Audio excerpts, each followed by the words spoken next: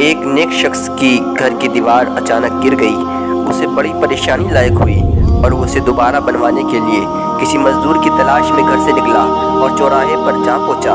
وہاں اس نے مختلف مزدوروں کو دیکھا جو کام کے انتظار میں بیٹھے ہوئے تھے۔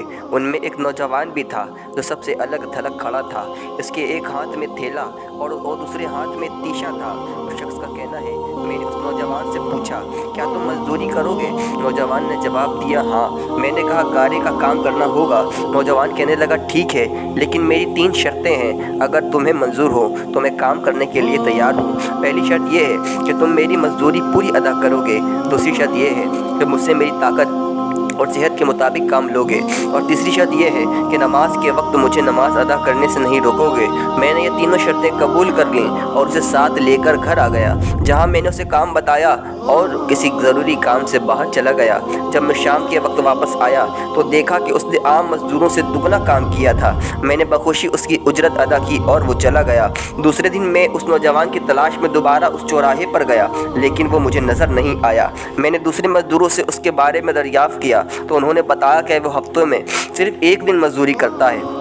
یہ سن کر میں سمجھ گیا کہ وہ عام مزدور نہیں بلکہ کوئی بڑا آدمی ہے۔ میں نے ان سے اس کا پتہ معلوم کیا اور اسی جگہ پہنچا تو دیکھا کہ وہ نوجوان زمین پر لیٹا ہوا تھا اور اسے سخت بخار تھا۔ میں نے اس سے کہا کہ میرے بھائی، تو یہاں اجنبی ہے، تنہا ہے اور پھر بیمار بھی ہے۔ اگر پسند کرو تو میرے ساتھ میرے گھر چلو اور مجھے اپنی خدمت کا موقع دو۔ اس نے انکار کر دیا، لیکن میرے مسلسل اصرار پر مان گیا، لیکن ایک شرط رکھی کہ وہ مجھ سے کھانے کی کوئی شے نہیں لے گا۔ میں نے اس کی شرط منظور کر لی اور اسے اپنے گھر لے آیا۔ وہ 3 دن میرے گھر قیام پذیر رہا، لیکن اس نے نہ تو کسی چیز کا مطالبہ کیا اور نہ ہی کوئی چیز لے کر کھائی۔ چوتھے دن اس کے بخار میں شدت آ گئی اور اس نے مجھے اپنے پاس بلایا اور کہنے لگا، میرے بھائی، لگتا ہے کہ اب میرا آخری وقت قریب آ گیا ہے، لہٰذا جب میں مر جاؤں تو میری اس وصیت پر عمل کرنا کہ جب میری روح جسم سے نکل جائے تو میری گلے میں رسی ڈالنا اور گھسیٹتے ہوئے باہر لے جانا اور اپنے گھر کے ارد گرد چکر لگوانا اور یہ صدا دینا کہ لوگوں، دیکھ لو، اپنے رب تعالیٰ کی نافرمانی کرنے والوں کا حشر یہ ہوتا ہے۔ شاید اس طرح میرا رب عز و جل مجھے معاف کر دے۔ جب تم مجھے غسل دے چکو تو مجھے انہی کپڑوں میں دفن کر دینا۔ پھر بغداد میں خلیفہ ہارون الرشید کے پاس جانا اور یہ قرآن مجید اور انگوٹھی انہیں دینا اور میرا یہ پیغام بھی دینا کہ اللہ عز و جل سے ڈرو، کہیں ایسا نہ ہو کہ غفلت اور نشے کی حالت میں موت آ جائے اور بعد میں پچھتانا پڑے، لیکن پھر اس سے کچھ حاصل نہ ہوگا۔ وہ نوجوان مجھے یہ وصیت کرنے کے بعد انتقال کر گیا۔ میں اس کی موت کے بعد کافی دیر تک آنسو بہاتا اور غمزدہ رہا۔ پھر نہ چاہتے ہوئے بھی میں نے اس کی وصیت پوری کرنے کے لیے اس کے ایک رسی لی اور اس کے گردن میں ڈالنے کا قصد کیا تو کمرے کے ایک کونے سے ندا آئی، اس کی گلے میں رسی مت ڈالنا کہ اللہ عز و جل کے اولیاء سے ایسا سلوک کیا جاتا ہے۔ یہ آواز سن کر میرے بدن پر کپی طاری ہو گئی۔ یہ سننے کے بعد میں نے اس کے پاؤں کو بوسہ دیا اور اس کے کفن و دفن کا انتظام کرنے چلا گیا۔ اس کی تدفین سے فارغ ہونے کے بعد میں اس کا قرآن پاک اور انگوٹھی لے کر خلیفہ کے محل کے جانب روانہ ہو گیا۔ وہاں جا کر میں نے اس نوجوان کا واقعہ ایک کاغذ پر لکھا اور محل کے داروغہ سے اس سلسلے بات کرنا چاہی تو اس نے مجھے جھڑک دیا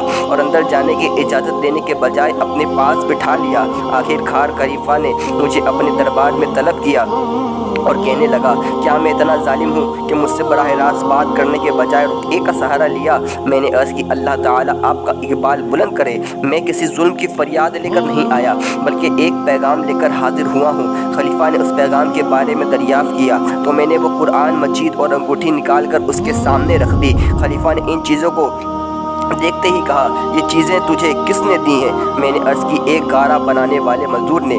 خلیفہ نے ان الفاظ کو 3 بار دہرایا، گارا بنانے والا، گارا بنانے والا، گارا بنانے والا، اور رو پڑا۔ کافی دیر رونے کے بعد مجھ سے پوچھا، وہ گارا بنانے والا اب کہاں ہے؟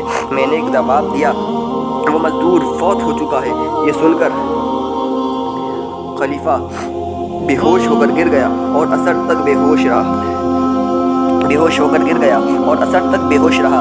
میں نے اس دوران حیران و پریشان وہیں موجود رہا۔ پھر جب خلیفہ کو کچھ افاقہ ہوا تو مجھ سے دریافت کیا، اس کی وفات کے وقت تم اس کے پاس تھے؟ میں نے اسبات میں سر ہلا دیا تو तो कहने लगा, उसने तुझे कोई वसीयत भी की थी? मैंने उस नौजवान की वसीयत बताई तो वो और पैगाम भी दिया जो उस नौजवान ने उस खलीफा के लिए छोड़ा था।